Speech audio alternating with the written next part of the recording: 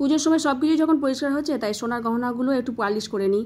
যেমন ঘরদোর পরিষ্কার করা, নিজের রূপচর্চা করা, সোনার গহনাগুলো একটু ঝকঝকে করে নিলে কেমন হয়। রাধে রাধে বন্ধুরা, কেমন আছো সবাই? আশা করি সবাই ভালো আছো, সুস্থ আছো। সকাল থেকে আজকে ব্লগটা শুরু করছি। এই যে ভগবানকে দর্শন করে নাও, সকালবেলা সেবা হয়ে গেছে।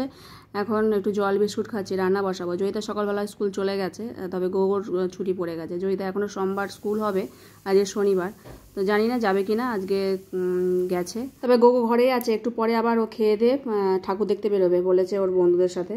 তো যাই হোক, এখন রান্না বসিয়ে দিয়েছি। একদিকে চাল ধুয়ে তুলে দিচ্ছি, একদিকে ডাল বসিয়েছি, মটর ডাল বসিয়েছি, ওটা সেদ্ধ হচ্ছে। আর অন্যটা একটা ফুট দিয়ে নামিয়ে রাখলাম।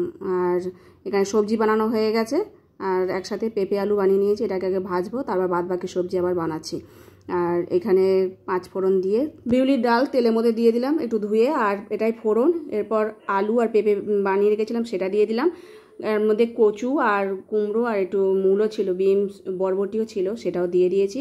দিয়ে ভাজা ভাজা হচ্ছে। আর এদিকে একটু ডালটা সাঁতলে নিলাম, পেঁপে দিয়ে আজকে টমেটো দিয়ে ডাল করেছি।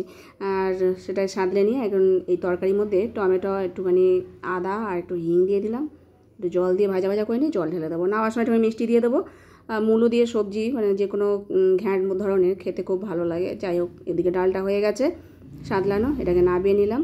আর একটু আলু আর পেঁপে একসাথে ভাজা, যেহেতু অনেকগুলো পেঁপে পেরেছি তো নষ্ট হবে, তো ওই জন্য পেঁপেরই সবজি করছি। আর অনেকেই বলে যে খালি খালি পেঁপে খাও পেঁপে খাও, আর গাছের কী করবো, ফেলে তো দিতে পারবো না।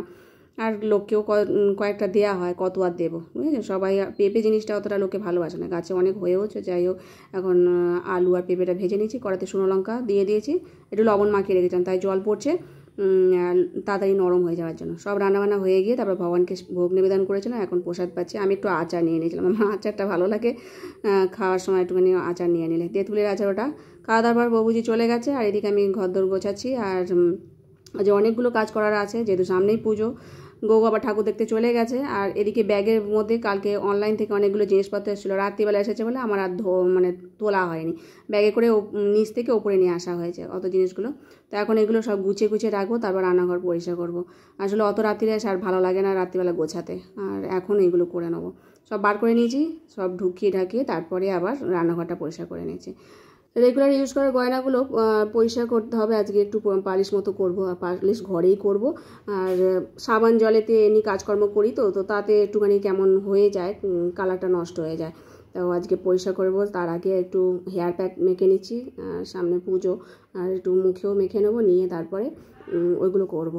আর একটু এটাকে ভিজিয়ে রাখবো সোনা জিনিসগুলোকে, তার জন্য একটুখানি হলুদ আর একটুখানি শ্যাম্পু এর মধ্যে দিয়ে দিচ্ছি, দিয়ে জল দিয়ে দেবো, দিয়ে তারপরে ভিজিয়ে রাখবো। 10 মিনিট মতো ভিজিয়ে রাখলে হয়, আধ ঘন্টা ভিজিয়ে রাখলে হয়। আমার তো সময় নেই, তো এই হেয়ার প্যাক মেখেছি, তো যতক্ষণ আমার এই বাদ বাকি কাজগুলো হয়ে যায়, আর 1 ঘন্টা কি আধ ঘন্টা রেখে দিয়ে তারপর শ্যাম্পু করে নেবো। তাই জন্য এগুলো পরিষ্কার করছি। একটু পুরাতন ব্রাশ দিয়ে একটু ঘষে নিলেই চকচকে ঝকঝকে হয়ে যায়, একদম মানে নতুন যেরকম হয় চকচক করে। তো হয়ে গেছে। এখন ভগবানকে সেবা দিচ্ছি দুপুরে। আমার স্নান হয়ে গেছে। গাছের পেঁপে পেকে গেছিলো, তো এই পেঁপেটা এত মিষ্টি না পাকা অবস্থায়, তো খুব ভালো লাগে। আর আমি একটু শক্ত শক্ত অবস্থাকেই ভগবানকে সেবা দিচ্ছি, আর খেতেও বেশ ভালো লাগে। আজকের মতো ভিডিওটা এখানে শেষ করছি। রাধে রাধে।